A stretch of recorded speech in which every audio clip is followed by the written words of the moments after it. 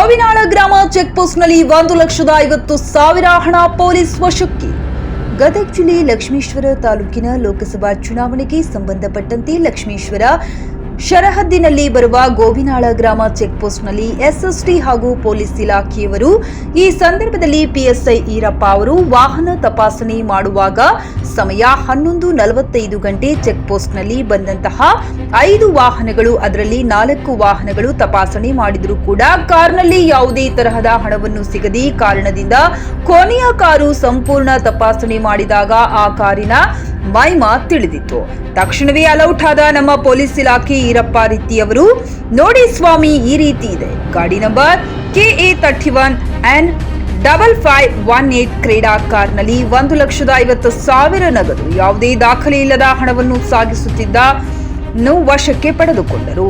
ಅಲ್ತಾಫ್ ಅಬ್ದುಲ್ ಕರಿ ಹಕ್ಕಿಹೊಳೆ ಇವರಿಂದ ಎಸ್ಎಸ್ಟಿ ಹಾಗೂ ಪೊಲೀಸರು, ತಾಲೂಕು ದಂಡಾಧಿಕಾರಿಗಳು ಉಪಸ್ಥಿತಿಯೊಂದಿಗೆ ಹಣವನ್ನು ಸೀಸ್ ಮಾಡಲಾಗಿದೆ.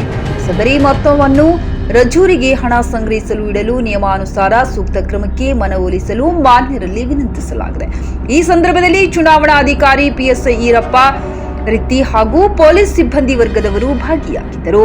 ವರದಿ ಸಂಜೀವ್ ಪೋತ್ರಾಜ್, ವಾಯ್ಸ್ ಕನ್ನಡ, ಗದಗ.